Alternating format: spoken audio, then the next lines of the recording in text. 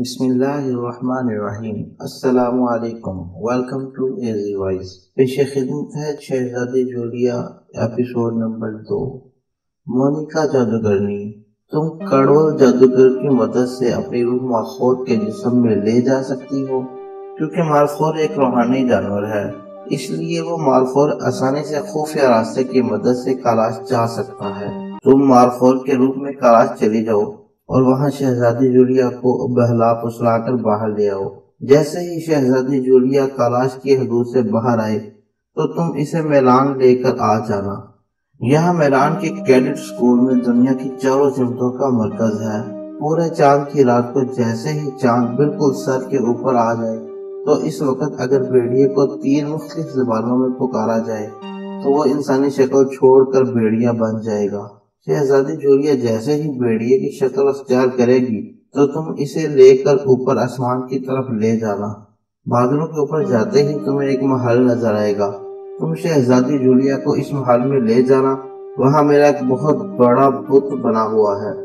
تم اس بت کے قدموں میں شہزادی جولیا کو قربان کر کے اس کے خون میں نہانا اور پھر خون کا پیالہ پی لینا۔ اس سے تم ہمیشہ ہمیشہ کے لیے امر ہو جاؤ گی۔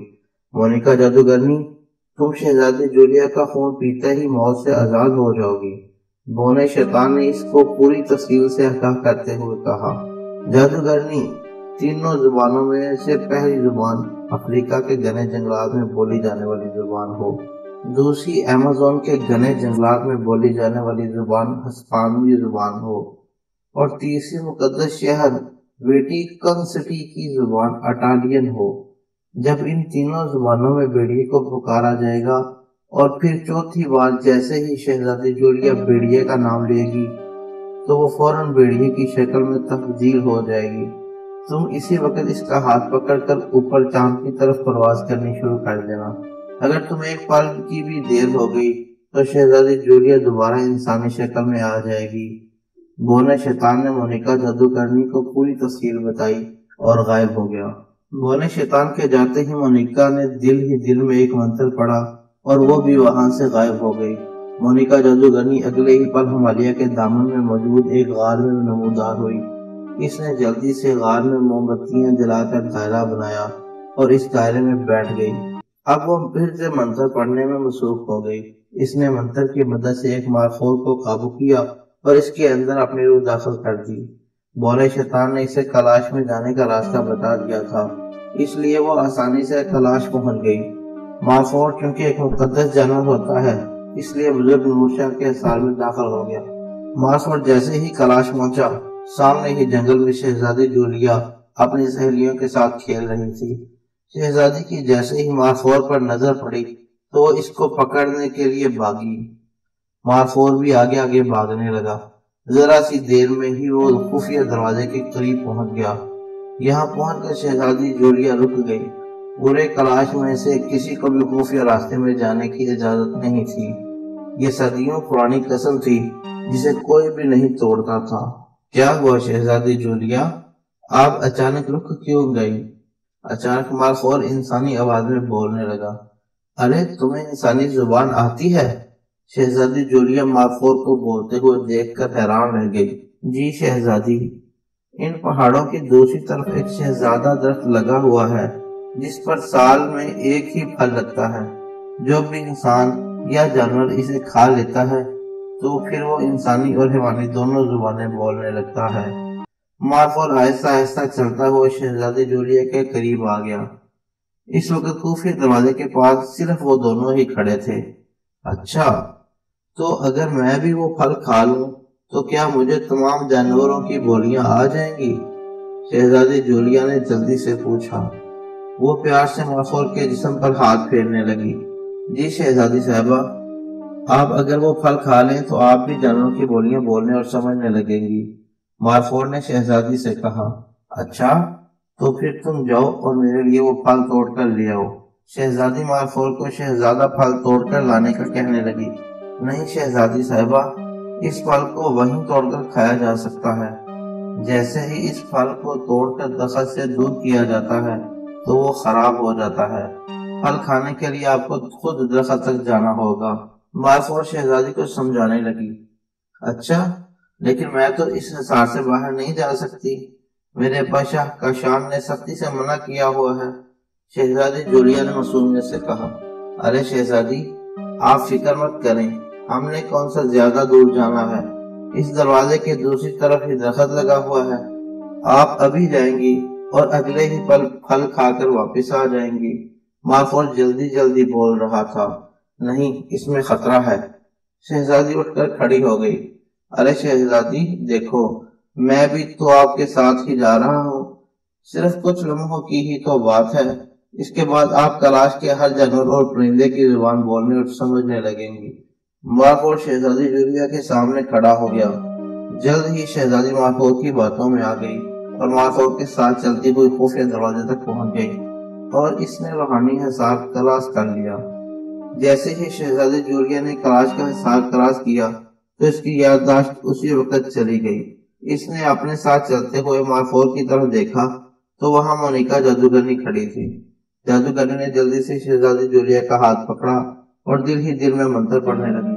منتر ختم ہوا تو اسی وقت چاروں طرف اندھیرا چھا گیا۔ کچھ دیر بعد اندھیرا چھٹا تو وہ دونوں واپس میلان شہر کے پرسرار کمرے میں پہنچ گئی تھی۔ اس نے ایک منتر کے ذریعے شہزادی جولیا کے دماغ میں یہ چیز بٹھا دی کہ وہ اٹلی کے شہر میلان کے رہنے والی ہے۔ مونیکا جادوگرنی نے اپنے منتر کے ذریعے جولیا کو اٹالین زبان بھی سکھا دی۔ مونیکا جادوگرنی نے ایک تھیٹر کرائے پر لیا اور وہاں لوگوں کو ڈرامہ سکھانے لگی۔ چاند رات کو بھی پورے 20 دن باقی تھے۔ اس نے بیڑیے والا ایک ڈرامہ تیار کیا اور اس کی ریہرسل کروانے لگی۔ مونیکا جادوگرنی نے میلان کیڈٹ اسکول کے گراؤنڈ میں بیڑیے والا ڈرامہ کرنے کی تیاری شروع کر دی۔ دوسری طرف شہزادی جولیا کے گم ہونے پر پورے ملک میں اس کی تلاش شروع ہو گئی۔ شہزادی بہت مغرور اور ظالم تھی، اس لیے کلاش کے لوگ اس سے نفرت کرتے تھے۔ شہزادی کے جانے کے بعد لوگوں نے سکھ کا سانس لیا، صرف بادشاہ کاشان اور اس کے سپاہی ہی اسے تلاش کر رہے تھے، لیکن وہ کلاش میں ہوتی تو ملتی۔ شہزادی جولیا تو ان کے ہزاروں کلومیٹر دور میلان میں پہنچ چکی تھی۔ شہزادی جولیا کی گمشدگی کے تیسرے دن ایک روشن چہرے والا بزرگ تلاش آیا اور اس نے شہزادی جولیا کی خبر سنائی۔ شاہ کاشان، شہزادی جولیا کی یادداشت چلی گئی ہے اور اب وہ ایک مکمل انسان بن گئی ہے۔ اسے واپس لانے کا ایک ہی طریقہ ہے، جب پورے چاند کی رات کو چاند عین شہزادی جولیا کے سر پر ہوگا تو اس وقت کوئی صاف دل والا لڑکا اسے سرخ پھول سنگائے تو اسے پرانی باتیں یاد آ جائیں گی۔ شاہ کاشان، کیا اس ملک میں کوئی ایسا صاف اور شفاف دل والا لڑکا ہے شہزادی جولیا سے محبت کرتا ہو اور جو اسے دل سے واپس لانا چاہتا ہو؟ بزرگ نے بادشاہ سے کہا تو بادشاہ اپنے پیچھے پورے مجمع کو دیکھنے لگا، لیکن کوئی بھی صاف اور شفاف دل والا نہیں تھا جو شہزادی جولیا سے محبت کرتا ہو۔ بادشاہ مایوس ہو گیا۔ میں ہوں، اے روشن چہرے والے بزرگ، میرا دل بالکل پاک اور صاف ہے، میں نے کبھی جھوٹ نہیں بولا، کبھی چوری نہیں کی اور کبھی دوست کو گالی نہیں دی، میں پاک دل والا ہوں اور شہزادی جولیا سے محبت بھی کرتا ہوں۔ اچانک مجمع سے آواز آئی اور علی چرواہا لنگڑاتا ہوا آگے آ گیا۔ اس کی ایک ٹانگ شہزادی جولیا نے توڑ دی تھی، لیکن علی پھر بھی شہزادی سے محبت کرتا تھا، اس نے شہزادی کو معاف کر دیا تھا۔ علی چرواہا، لیکن تمہاری جو ایک ٹانگ ٹوٹی ہوئی ہے، تم کیسے اٹلی جا سکتے ہو؟ شاہ کاشان نے اس کی ٹانگ کی طرف دیکھتے ہوئے کہا۔ کوئی بات نہیں بادشاہ سلامت، جب سچے دل سے ارادہ کر لو تو پھر منزل خود بخود ہی آسان ہو جاتی ہے۔ ادھر آؤ بچے۔ بزرگ نے علی کو اپنے پاس بلایا تو وہ لنگڑاتا ہوا ان کے پاس پہنچ گیا۔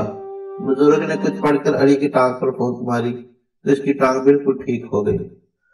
بچے، میں تمہیں ابھی میلان شہر میں پہنچا دیتا ہوں، جولیا وہاں ایک تھیٹر میں روزانہ آتی ہے، تم بھی وہیں داخلہ لے لینا اور اس کے ساتھ ساتھ ہی رہنا۔ 15 دن بعد پورے چاند کی رات ہے، تم نے اسی دن جولیا کو یہ سرخ پھول سنگانا ہے، وہ جیسے ہی اسے سنگے گی تو اس کی یادداشت واپس آ جائے گی۔ بزرگ نے ایک سرخ رنگ کا پھول دیا جسے علی چرواہے نے اپنی جیب میں ڈال لیا۔ بیٹا، 14ویں رات سے پہلے کبھی بھی جولیا کو یہ نہیں بتانا کہ تم اسے جانتے ہو یا تم ایک بیڑیے ہو۔ اگر تم نے اس رات سے پہلے یہ راز فاش کر دیا تو تم دونوں کی جان کو خطرہ ہوگا۔ انسان تمہارے خون کے پیاسے ہوں گے جو بھی تم دونوں کو مار کر تمہارا خون پیے گا وہ دوبارہ جوان ہو جائے گا اور لمبی زندگی جیے گا۔ اگر کسی کو پتا چلا تو اس دنیا میں سارے ہی انسان تمہارے خون کے پیاسے ہو جائیں گے، اس لیے کبھی بھی اپنا راز کسی پر مت کھولنا۔ شہزادی جولیا کو بھی مت بتانا، اس کی یادداشت واپس آئے گی تو وہ خود ہی تمہیں پہچان لے گی۔ بزرگ نے علی کو تمام باتیں سمجھائیں اور اسے بند آنکھیں کرنے کا حکم دیا۔ علی نے آنکھیں بند کی تو اسے ایسا لگا جیسے وہ اڑ رہا ہو۔ آنکھیں کھول دو بیٹے، تم میدان پہنچ چکے ہو، اسے بزرگ کی آواز آئی تو اس نے آنکھیں کھول دی۔ علی نے اپنے آپ کو میلان کے سینٹرل اسٹیشن کے باہر موجود پایا۔ تلاش میں اردو زبان بولی جاتی تھی۔ جلد ہی علی کو کچھ پاکستانی لڑکے مل گئے جو اردو میں بات کرتے تھے۔ وہ لڑکے علی کو لے کر ایک کیمپ میں آ گئے۔ یہاں مہاجرین کا ایک بہت بڑا کیمپ تھا۔ یہاں کیمپ میں اور بھی مزید پاکستانی لڑکے رہتے تھے۔ علی نے ان کو بھی پاکستان کا ہی بتایا۔ پاکستان میں کلاش نام کے خفیہ ملک کے علاوہ ایک شہر بھی تھا۔ اس شہر کا نام بھی کلاش تھا۔ کلاش شہر پاکستان کے شمال میں واقع ہے۔ لڑکے علی کو کلاش شہر کا رہنے والا ہی سمجھنے لگے۔ دوسرے دن علی نے جادوگرنی مونیکا کے تھیٹر میں داخلہ لے لیا۔ تھیٹر رات کو 8 بجے سے 11 بجے تک ہوتا تھا۔ علی نے جاتے ہی شہزادی جولیا کو پہچان لیا، لیکن شہزادی چونکہ اپنی یادداشت کھو چکی تھی اس لیے اس نے علی کو نہ پہچانا۔ علی بھی کلاش کی حدود سے باہر آ گیا تھا۔ بزرگ کی وجہ سے اس کی یادداشت بھی قائم تھی اور وہ ہر رات کو 12 بجے بھیڑیا بھی بن جاتا تھا۔ جیسے ہی رات کے 12 بجتے علی کی شکل تبدیل ہو جاتی اور کچھ پل کے لیے بھیڑیا بن جاتا۔ یہ اس کی فطرت تھی جو کبھی بھی نہیں بدل سکتی تھی۔ اسے گوشت کی طلب ہوتی تھی۔ کچے گوشت کی خوشبو اسے پاگل کر دیتی تھی، لیکن وہ پھر بھی اپنے آپ پر کنٹرول رکھتا تھا۔ علی کے کیمپ میں بہت سے لڑکے رہتے تھے۔ علی کا دل خون پینے کو کرتا تھا، لیکن ان کو بچپن سے ہی سکھایا جاتا تھا کہ انسان بظاہر بہت کمزور سی مخلوق ہے۔ 10 انسان مل کر بھی ایک بھیڑیے کا مقابلہ نہیں کر سکتے۔ ان کی عمر بھی صرف 60-70 سال ہوتی ہے، لیکن یہی انسان دنیا کی سب سے خطرناک ترین مخلوق ہوتی ہے۔ وہ سارے انہی انسانوں کے خوف سے چھپ کر رہتے ہیں۔ علی انہی انسانوں کے درمیان رہ رہا تھا۔ اسے ان کمزور سے انسانوں سے ڈر تو لگتا تھا، لیکن وہ پھر بھی انہی کے درمیان اپنی شناخت چھپا کر رہ رہا تھا۔ رات کے 12 بجے وہ کیمپ کے ایک قریب گوشے میں چلا جاتا تھا اور کچھ پل وہیں گزار کر جب واپس اپنی اصل حالت میں آ جاتا تو پھر وہ واپس آ جاتا۔ نیا جدید کمپیوٹر والا زمانہ تھا۔ لوگ جنوں، بھوتوں اور بیڑیوں کی کہانیوں پر یقین نہیں رکھتے تھے، اس لیے کسی کو بھی شک نہیں ہوتا تھا۔ علی روزانہ تھیٹر جانے لگا۔ مونیکا جادوگرنی نے بیڑیا والا ڈرامہ تیار کر لیا تھا۔ اس نے ہسپانوی زبان بولنے کے لیے فلیکس لیا تھا، جبکہ افریقی زبان کے لیے سیلا کو۔ دونوں لڑکے ایک دوسرے سے بالکل مختلف تھے۔ فیلیکس بالکل چھوٹا سا نوجوان لڑکا تھا۔ اس کا وزن بمشکل 50 کلو بھی نہیں تھا۔ سیلا افریقی جان سینا لگتا تھا۔ ان دونوں کے علاوہ ایک اور نوجوان بھی تھا، فرانسسکو۔ 25 سال کا ایک نوجوان تھا اور وہ انگلش اور اٹالین دونوں زبانیں انتہائی روانی سے بولتا تھا۔ فرانسسکو کے لمبے سنہری بال تھے۔ وہ بالکل ہالی ووڈ کے کسی فلم میں ہیرو کی طرح لگتا تھا۔ تھیٹر کی ساری لڑکیاں فرانسسکو آگے پیچھے پھرتی تھیں، لیکن فرانسسکو شہزادی جولیا سے دوستی کرنے کی کوشش کرتا تھا۔ تھیٹر میں اور بھی کافی لڑکیاں تھیں، لیکن میں صرف 2 کا ہی تعارف کراؤں گا۔ سب سے پہلی لڑکی مارگریٹا تھی، جو کہ اٹالین تھی۔ گورا رنگ، دبلی پتلی سی، بیلی ڈانسر تھی یا پھر بیلی ڈانسر لگتی تھی۔ مارگریٹا کی ایک ادا سے ڈانس چھلکتا تھا۔ دوسری لڑکی کارمن تھی، جو فرانسیسی تھی۔ سنہرے بال، نیلی آنکھیں، گول چہرہ۔ کارمن کے لیے لفظ خوبصورت کہنا کافی نہیں تھا، وہ اس سے کہیں بڑھ کر حسین تھی۔ چلو جلدی سے تیار ہو کر آ جاؤ، ہمیں ریہرسل شروع کرنی ہے۔ مونیکا جادوگرنی نے تالی بجائی اور سب کو اکٹھا ہونے کا کہا۔ وہ سارے اکٹھے ہو گئے تو مونیکا ان کو ریہرسل کروانے لگی۔ اچھا، سب سے پہلے جولیا آگے آئے گی اور بیڑیے کی کہانی سنائے گی۔ جب وہ چلائے گی کہ بیڑیا آ گیا تو آپ نے اس کی مدد کے لیے بات کرانا ہے، لیکن وہ جھوٹ ہوگا۔ دوسری بار سیلا آگے آئے گا اور ایسے ہی چلائے گا، آپ نے پھر مدد کے لیے بھاگ کر آگے آنا ہے۔ تیسری بار فلیکس ہوگا، آپ سب نے تینوں بار ہی اس کی مدد کے لیے آنا ہے، لیکن تینوں بار ہی یہ جھوٹ بول رہا ہوگا۔ چوتھی بار آپ سب نے منہ دوسری طرف کر لینا ہے، ایک بار پھر جولیا آگے آئے گی اور بیڑیا آ گیا چلائے گی۔ اس بار اصل بیڑیا آ جائے گا اور جولیا کو اٹھا کر لے جائے گا۔ آپ سب نے چوتھی بات اس کی طرف کوئی مدد نہیں کرنی، بس یہی ٹوٹل ڈرامہ ہوگا جس میں یہ سبق ہوگا کہ کبھی بھی جھوٹ نہیں بولنا چاہیے۔ کسی نے کوئی سوال کرنا ہو تو بولو، مونیکا نے سب کی طرف دیکھتے ہوئے کہا۔ افریقن اور ہسپانوی کے ساتھ کیا انگلش زبان بھی چلے گی؟ ہم 4 زبانیں کر لیتے ہیں، فرانسسکو نے مشورہ دیا۔ ایسے تو پھر اردو زبان بھی شامل کر لو، 1.5 ملین لوگ اردو کو سمجھتے ہیں۔ علی نے فرانسسکو کی بات کاٹتے ہوئے کہا۔ اس کو فرانسسکو کا جولیا کے قریب جانا اچھا نہیں لگتا تھا۔ نہیں، زبانیں صرف 3 ہی رہیں گی، زیادہ زبانیں ہونے سے ڈرامے میں دلچسپی ختم ہو جائے گی۔ ویسے بھی وہاں صرف اٹالین بچے ہی ہوں گے، انہیں 1.5 بلین والی زبان سمجھ نہیں آئے گی، مونیکا جادوگرنی نے فیصلہ کن انداز میں کہا، اور سارے دوبارہ ڈرامے کی ریہرسل کرنے لگے۔ اگلے 15 دن تک وہ لوگ بالکل تیار ہو چکے تھے۔ جولیا علی اور فرانسسکو دونوں کے درمیان جھول رہی تھی۔ وہ دونوں ہی اچھے لڑکے تھے اور دونوں ہی جولیا کی محبت میں طلبگار تھے۔ جولیا کے لیے فیصلہ کرنا بہت مشکل ہو رہا تھا۔ اسے سمجھ نہیں آ رہی تھی کہ وہ کس کے حق میں فیصلہ کرے، اس لیے اس نے یہ فیصلہ وقت پر چھوڑ دیا۔ سورہ چاند کی رات آئی تو مونیکا ان سب کو لے کر میلان کیڈٹ اسکول آ گئی۔ یہاں چودھری رات کا چاند رات کے 10 بجے بالکل عین سر پر آ جاتا تھا۔ مونیکا جادوگرنی 9:30 بجے سٹیج پر آ گئی۔ یہ سٹیج اسکول کے گراؤنڈ میں بنایا گیا تھا۔ سامنے میلان کیڈٹ اسکول کے بچے اور ان کے والدین بیٹھے ہوئے تھے جو ڈرامہ دیکھنے آئے تھے۔ مونیکا جادوگرنی نے تمام کرداروں کا ایک مختصر سا تعارف کرایا اور ڈرامہ شروع ہو گیا۔ وہ ڈائریکٹر کی سیٹ پر جا کر بیٹھ گئی جو سٹیج پر ہی ایک کونے میں رکھی ہوئی تھی۔ سب سے آگے شہزادی جولیا تھی، جبکہ باقی سارے لڑکے اور لڑکیاں پیچھے گروپ کی صورت میں کھڑے تھے۔ جولیا اٹالین زبان میں چلائی، بیڑیا آ گیا، بیڑیا آ گیا۔ پیچھے کھڑے تمام لڑکے اس کی مدد کو آئے، لیکن وہ جھوٹ بول رہی تھی۔ جولیا کے بعد باری باری فلیکس اور سیلا بھی آئے اور وہ بھی جھوٹ تھا۔ پیچھے کھڑے سارے لڑکے اس کی مدد کو بھاگ کر آئے اور پھر مایوس ہو کر واپس چلے گئے۔ اب ڈرامے کا کلائمیکس چلنے لگا تھا۔ شہزادی جولیا ایک بار پھر آئے گی اور تمام گروپ کے لڑکے اور لڑکیاں دوسری طرف منہ کر کے کھڑے ہوں گے۔ علی بھی باقی گروپ کے ساتھ منہ دوسری طرف کیے کھڑا تھا۔ اس نے اپنی جیب سے سرخ پھول کو نکال کر ہاتھ میں پکڑ لیا۔ پورا چاند سر کے اوپر آ گیا۔ اگلے کچھ ہی سیکنڈوں میں چاند شہزادی جولیا کے بالکل سر کی سیدھ پر ہوگا اور اسی وقت اس نے پھول سونگنا تھا۔ جولیا سامنے آ کر کھڑی ہو گئی۔ مونیکا جادوگرنی بھی تیار تھی، وہ بھی اپنی کرسی سے اٹھ کر کھڑی ہو گئی۔ جیسے ہی شہزادی جولیا اپنی شکل تبدیل کر کے بیڑیا بنتی تو وہ فوراً اسے پکڑ کر اوپر آسمان کی طرف لے جاتی۔ فرانسسکو نے بھی پیچھے کی طرف آہستہ آہستہ گھسکنا شروع کر دیا۔ علی نے ایک چور نظر سے فرانسسکو کو دیکھا۔ بیڑیا آ گیا، بیڑیا آ گیا۔ اچانک شہزادی جولیا چلائی تو علی کو اپنے اندر ایک عجیب سا احساس ہوا۔ بیڑیا آ گیا، بیڑیا آ گیا۔ وہ دوسری بار چلائی اور اس کے ساتھ ہی شہزادی جولیا نے بیڑیا کی شکل اختیار کر لی۔ علی پیچھے پلٹنے لگا، لیکن چاند رات کا اثر بھی اس پر ہو چکا تھا۔ وہ خود بھی اپنی اصل شکل میں آ گیا تھا۔ اس کے ہاتھ سے سرخ پھول نیچے گر کر جسے فرانسسکو نے جلدی سے اٹھایا اور شہزادی کی طرف جانے لگا۔ علی کو خطرے کا احساس ہوا تو اس نے چھلانگ لگائی اور فرانسسکو کی ٹانگ پر اپنے دانت گاڑ دیے۔ فرانسسکو زمین پر گرا تو علی جو اس وقت بیڑیا بنا ہوا تھا وہ اسے بمبوڑنے لگا۔ انسانی خون کی خوشبو اسے وحشی بنا دیا تھا۔ دوسری طرف شہزادی جولیا بھی بیڑیا بن گئی تھی۔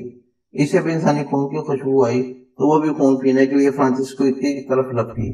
وہ فرانسسکو کی طرف نہ پہنچ سکی، اس سے پہلے ہی مونیکا جادوگرنی اسے پکڑ لیا اور اسے لے کر آسمان کی طرف اڑنے لگی۔ علی فرانسسکو کا تازہ خون پی کر مکمل وحشی بیڑیا بن گیا تھا۔ اس نے فرانسسکو کی ٹانگ چھوڑی اور اگلے کی طرف بڑھا۔ وہ اس کے گلے کا خون پینا چاہتا تھا۔ فرانسسکو زمین پر تڑپ رہا تھا۔